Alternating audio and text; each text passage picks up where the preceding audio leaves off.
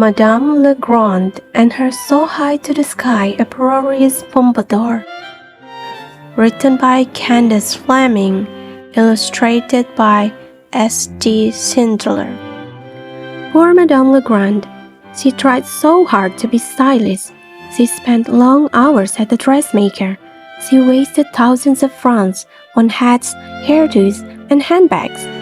She read all the fashion magazines from cover to cover. Still, Madame La Grande didn't have the fashion sense of a mule. I just haven't found the right style for me, she would often declare. Then one day, as Madame flipped through the pages of her latest fashion magazine, a story caught her eyes. Pompadour, She read, are Paris's newest craze. These charming hairdos raise the hair several inches atop the head and are heavily powdered and intricately curled for a stylish effect.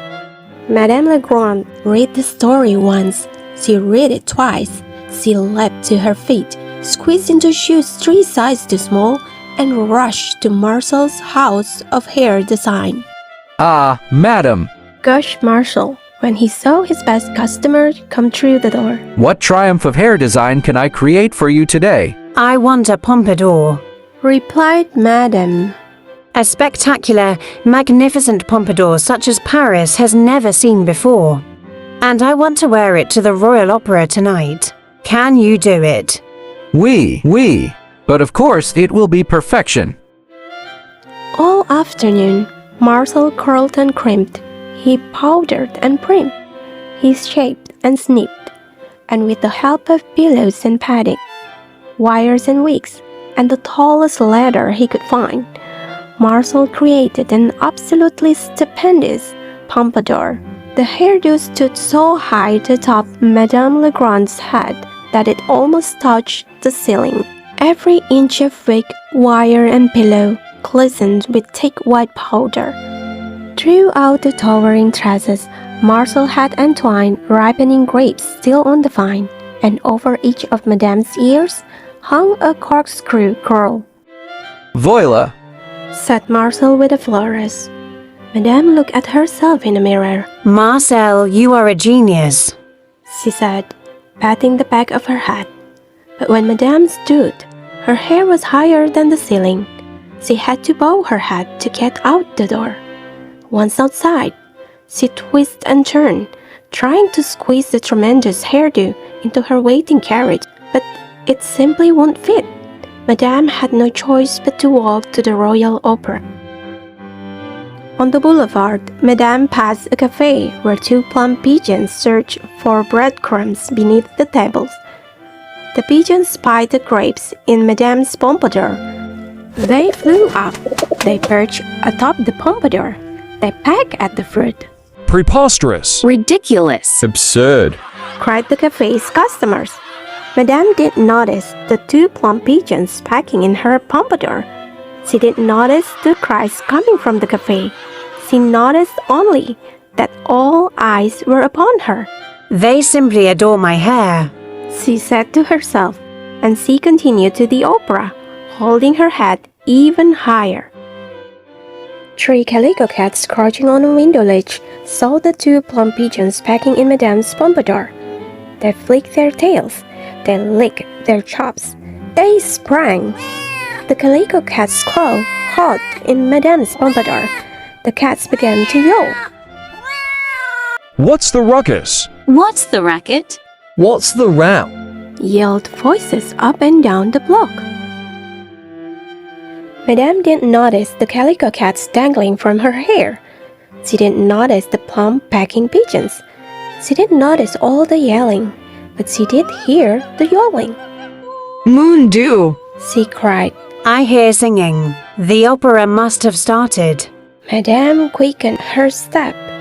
4 French poodles out for their evening stroll heard the calico cats caught in Madame La Grande's pompadour. The poodles yipped, the poodles yapped, their lasses snapped. The 4 French poodles raced down the boulevard after the 3 calico cats caught in Madame La Grande's pompadour. Foo-foo, Fifi, Gigi, Spot, Screamed the poodle's owner. In her haste to get to the opera, Madame didn't notice the 4 French poodles following at her feet. She didn't notice the calico cats dangling from her pompadour. She didn't notice the plum-pecking pigeons. She noticed only that she was standing in front of the Royal Opera House and that the door was open. The ceiling of the opera house was so high, Madame didn't have to bow her head to get inside. She swept in, yapping poodles, yowling cats, pecking pigeons, pompadour, and all.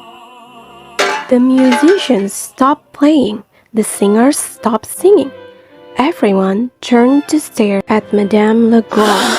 Who dares to disturb the royal opera? Thundered the king, adjusting his monocle and leaning over the edge of his box for a closer look. Madame and her hair, at that moment paraded by the king's box. The king's eyes widened in surprise. His monocle popped from his eye and plopped into the passing pompadour. And the rest, as the French say, was history. In a second, the king was yanked from his seat box. Wrapping his legs around the pompadour, he hugged it for dear life. Help me! The 4 French poodles sprang up and nipped at his heels. The 3 calico cats came uncaught and clawed up his back. The 2 plum pigeons flapped and perched, one on each of the king's shoulders. The audience gasped. Is it breathtaking, isn't it?